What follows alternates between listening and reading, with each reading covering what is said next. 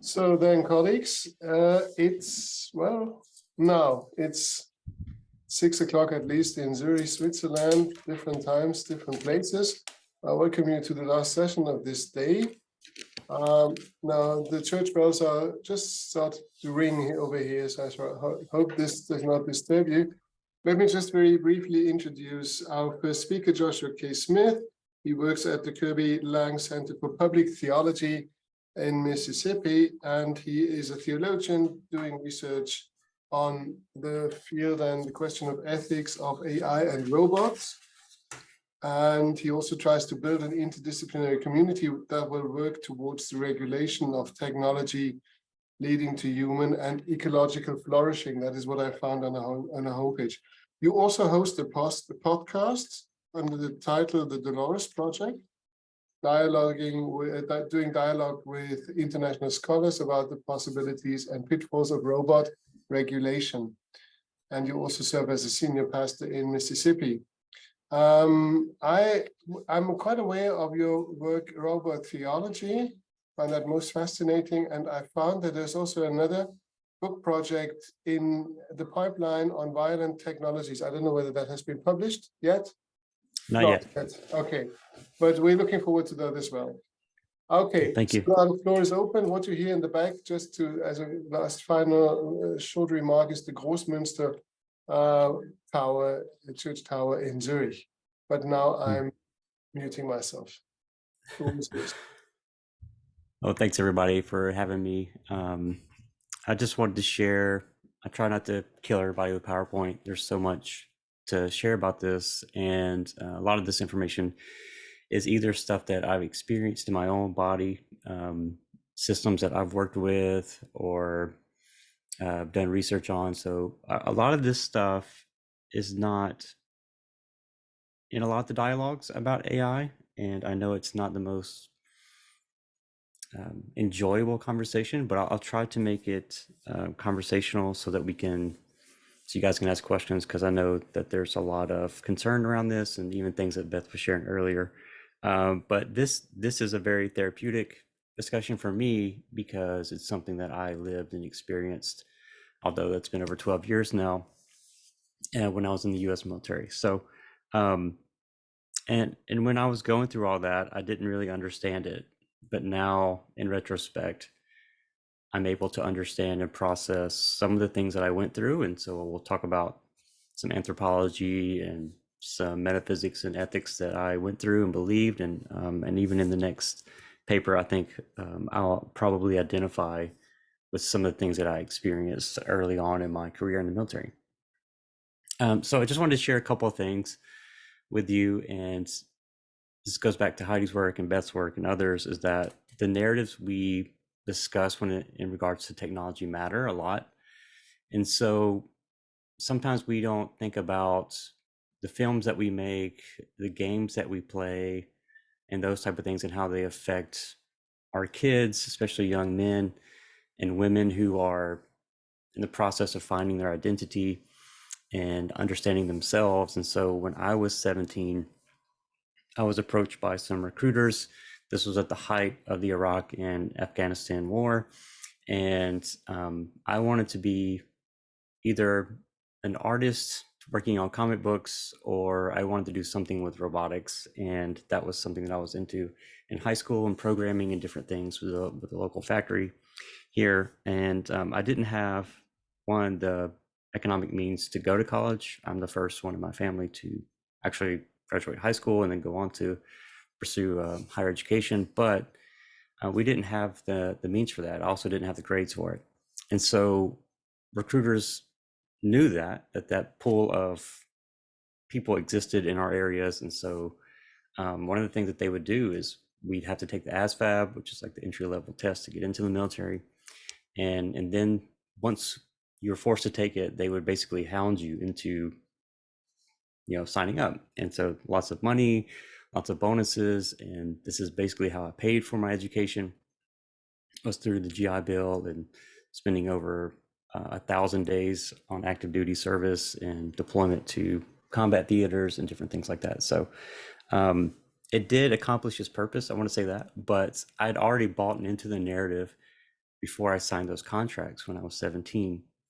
And so games like Call of Duty and ideas of a Christian warrior, and that's what the male is all about, and those type of narratives, I began to buy into my early formative years as a young man, and that really shaped it towards the recruitment process. So I was very much ready to give into that narrative once somebody called on me. So just to make that clear. But all the while before that, before my dad was born and all this stuff, there was a process in which DARPA and other agencies were already making a pipeline for these technologies that I was going to use when I was deployed in 2010, 2011 to Iraq and Basra.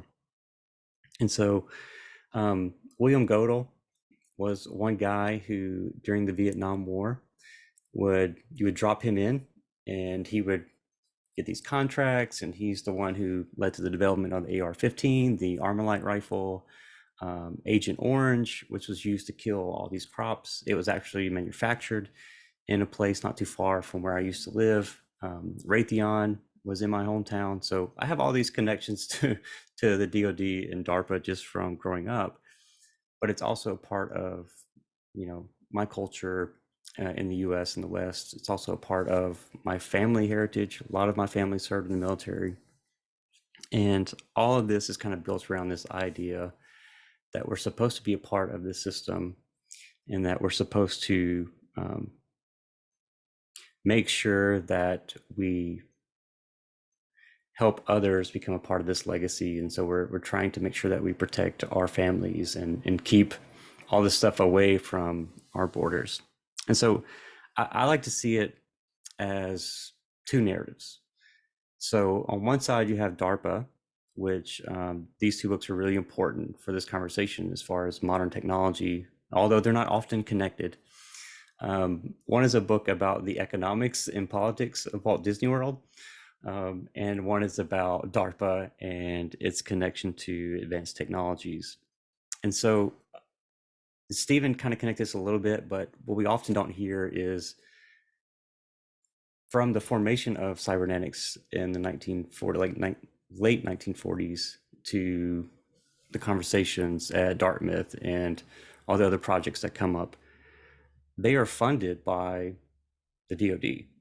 The reason why we have the internet is because of ARPANET. The reason why we have all these different processes, the technologies that we use right now, it is directly related to some type of application that the Department of Defense wanted to advance. And I think that's an important conversation to have as we're looking at these technologies, because it does show that it is driven by economics, it is driven by greed, but it's also driven by something else, and it's very theological. It's also driven by fear. And Walt Disney said that, he believed that people would basically police themselves, and that there would be ideological payoffs if people had something to buy into. And that's kind of the whole idea of Epcot. But that's also the foundational, what I would call theology, to DARPA, this research agency that uses civilian scientists and Department of Defense money to come up with different technologies that have both a use in the military world, but also a use in civilian applications. So, right, that's why we have all this other tech that we're talking about today, is because there's got to be a buy-in from the public. There's got to be a reason to invest billions of dollars into it. And so, we get fiber optic cable and different things like that. And later we'll talk about some of the medical and biomedical payoffs that are given to us as a reason why we need these systems and why we must give billions and billions of dollars to these research projects, so that we will have these medical payoffs and these other payoffs. So cyber intelligence, missiles, NASA, all of this stems from the original ARPA project back in the 1950s. So why did that happen?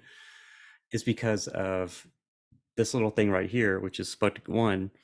And it's interesting, if you go back and read some of the thoughts on Eisenhower and how he was thinking about the DoD budget and missiles and all that stuff. He has a very negative viewpoint of spending money towards defense applications.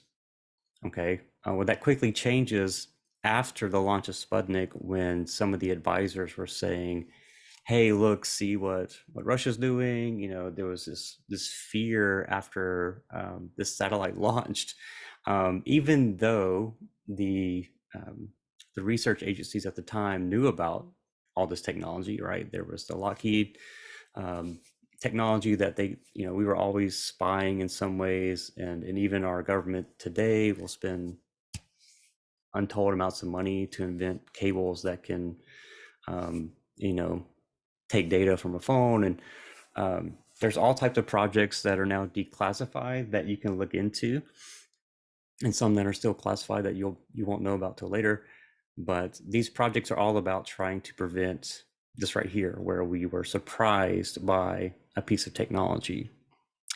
And so all this data scraping, big data, machine learning, it does have a very eschatological bent towards it. Like we want to shape the future. And you think about counterintelligence, the CIA, and other things, and all the different political components that we play into. It's very much like Disney. It's a part of this buy-in that if you'll give me as a concession your privacy, and for us as a military, give us your body, give us your mind, give us your work, then as a concession, we'll give you security and a barrier from all these other things out in the world. And I think we've bought into that in a lot of ways in the West, and we're pushing back against that, thank God, because views of and trust of the military has gone down since the pandemic, which is great, because in 2019 they were breaking recruitment records. And if you know anything about the VA, it's just the way that they treat us, and after the things that we've put our bodies through and in our minds through, especially, it's not good.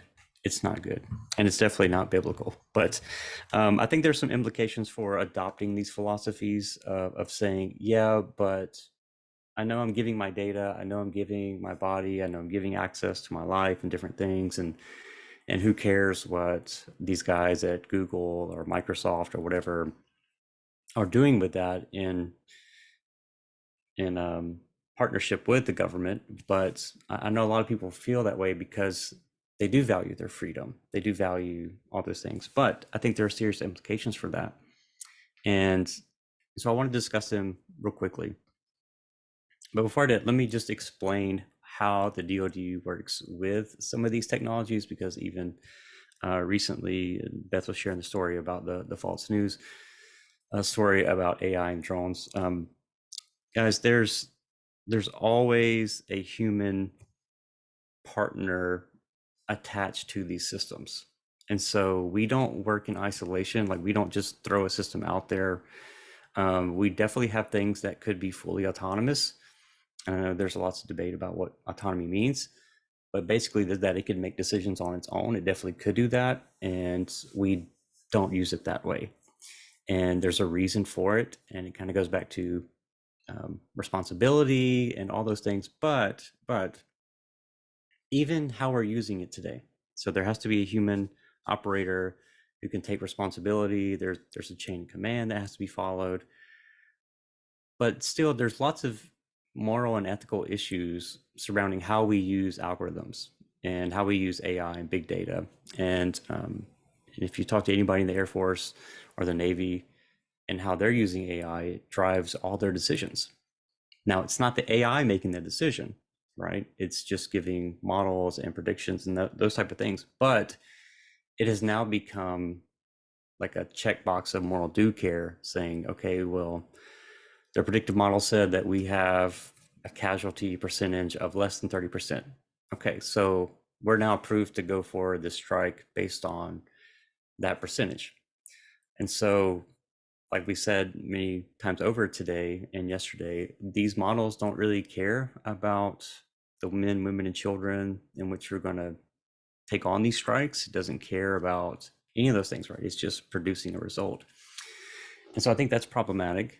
And so we're not even talking about future war. We're talking about things that we've done, things that I've been a part of, systems I've used already, 10, 12 years ago. So this is not something that we should be worried about in the future. It's right now. And I think some of the estimations, depending on how you do the math, upwards of 8,000 plus men and women and children have been killed through these strikes.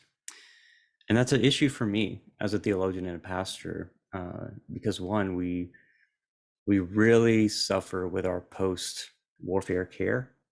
And a lot of these systems, if we reverse some of the models, if we reverse and use them differently, they could be humanitarian systems. But that's not where the money is, and that's not where the DoD is taking it. So let me give you some ways to rethink this and some of the issues that I've seen in my own experience, and I'm more interested in your questions. There's definitely issues of language and the narratives, like I've already said, how people are making video games and the narratives that they say. Just in Call of Duty alone, there's all these motifs and narratives about war is hell, I did what I had to do, those type of things, and they're very unhelpful for the actual soldier who's playing Call of Duty and thinking that, okay, I'm going to go join the Marines, or I'm going to do this, and then this is what war is going to be like. It's going to be this fast paced, and they have no idea about rules of engagement. They have no idea about scalability, and none of these things play into how these narratives are framed. But not only that, on another level, a lot of times in the language that we use in the Defense Department and other places, even in the CIA, is, we talk about people as targets. And there's all this language in the DoD dictionary about how it's just so dehumanizing in the process that we have to go through as a soldier or a member of the military. Is right at the base level, what you're trying to do is not brainwash somebody. I know there's a lot of Christian scholars out there who I respect and love, but don't really understand the process. So there is indoctrination, that's what it's called, but it's not a psychological undoing of that person. Rather, finding the people that are aggressive, finding the people who are going to be good leaders and who can engage in this and who do have a high threshold for stress and engagement, and putting them in an effective environment to see how they're going to react. And when we find people who don't react how we want them to react, then we take them through some further conditioning. And so you're not encoding something new necessarily, you're just trying to modify some of those behaviors. And I wouldn't classify that as brainwashing. And maybe we can debate that. But so I went through that process when I was 17, and I didn't feel like I was brainwashed per se, but I do feel and sense now that a lot of the indoctrination, a lot of the process that we go through, research done by organizations like DARPA and others, was how do we get this soldier to remove himself from his family and his life and his concerns and consider the organization on a deeper level, and to consider, and that they do a pretty good job of that, I think. And now we know it's called trauma bonding. That's basically how they do it, but it is effective and it does work. But that doesn't make it not problematic either, right? And so I guess it really depends on how we frame some of these things. And so another issue that I have, kind of reflecting on my experience and going through this process and speaking about with it, friends who've been through it, is a lot of the anthropology assumes that humans and machines are isomorphic. And even how we talk about AI and machines, I think we kind of make that assumption too. And I think that's wrong. A human and a machine are not only biologically different, but metaphysically always distinct. And that doesn't make one better than the other necessarily. Although a lot of us would go and say that, yes, a human is above hierarchically, it is above a machine. But I would say, God is above all, and then created order is below. And all things belong to God. And so I'm subjecting myself that way. But I would never say that a human is equal to a machine, or a machine is equal to a human, or that they can ever kind of cross a threshold of becoming human. That doesn't mean I don't think that it can ever become conscious, or that, you know, higher level thinking and all those things can happen, that it can't be considered a person or anything like that, but that it doesn't have to be human to get to that point. But in the anthropology of the DoD, very much we were treated like machines. And I've gotten counseling statements because of sunburn, which was destruction of government property.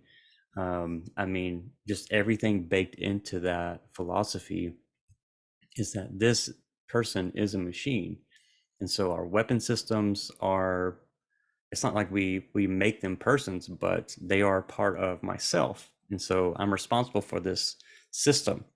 And one of the systems I worked with was a semi-autonomous weapon system, all defensive, by the way. We don't use them offensively, but these defensive systems we took care of, and I lived and breathed to take care of that machine, because that machine took care of me and my other colleagues, right? Literally saving my life and other people's lives as it engaged with different rockets and mortars and stuff like that. But that doesn't make it human, and that doesn't make me a machine. And so it took me a while to understand that about this anthropology, and how that relates to ethics, and how that relates to how we're thinking about the machine, and how we're treating one another. And so, but specifically in the DoD and in DARPA, what's so fascinating and troubling is that cybernetics, all this stuff, it's very much baked into their philosophy as well. Like if you look at people that I would call robotic futurists, guys like Kurzweil, Minsky, Morvac, and others, Ronnie Brooks, all the guys who at some point or another worked with this organization, and you know, MIT, Carnegie Mellon, all of them at some point or another have connections with DARPA. And I think it's fascinating because, one, they're trying to figure out ways to upload human consciousness, or they're trying to figure out ways to make the soldier an advanced warfighter, and using subnets and other things, like stuff that you would see in a Black Mirror episode, that we are really trying to do that. And even there was one project by SEAL Team 6, some of their researchers. If you're not familiar, in the US, we have different tiers of soldiers. And so SEALs are considered tier 1 soldiers. So they're like the top most elite soldiers out there, assaulters. And a lot of the weapon systems that we adopt, they usually invent them. And so it comes from practice in the field and different things. But one of the projects that they worked on was an Iron Man suit. I don't think that's classified. I don't think it matters anyway, but because it didn't work. But there's also other stuff, right? They think about how can we re-engineer the human brain after a traumatic brain injury, and all this biohacking stuff, and that's kind of their goal. That's kind of what they're about. And so when you see all these different challenges, and they do that through these public entities like MIT and other places, and they'll say, well, we're going to have this competition, we're going to do this. And what they're doing is outsourcing some of this research. And that's their model, right? They have 4 to 5 years to accomplish this project, and then we're done. So I really do see them as prophets of death, of destruction, and they do that. And I've seen U.S. congressmen and especially like white, very much, nationalist men say, we at all costs we must advance this technology because we want to prevent another 9/11, or we want to prevent terrorist attacks. And but it really kind of comes at the cost of all of the world, right? And so it's in some ways taking a deterrence view of nuclear weapons, and I get that. So I don't know how much time I have left, but I only have one more, and that's just I only have one more slide. So if okay. I was just going to say, maybe if I can give you another 1 to 2 minutes. Yeah, I was just going to say I reject the position that we can use these technologies under an instrumentalist view because of what we believe about just war theory. And I reject that because technology is always seen in the DoD anthropology as a partner. And so it's never a system just that I work with, it's always a partner. And I have some thoughts about resistance based on my own experience in coding and different things about how to resist that narrative. But I'll leave that for another time. And I talk more about that in my latest book.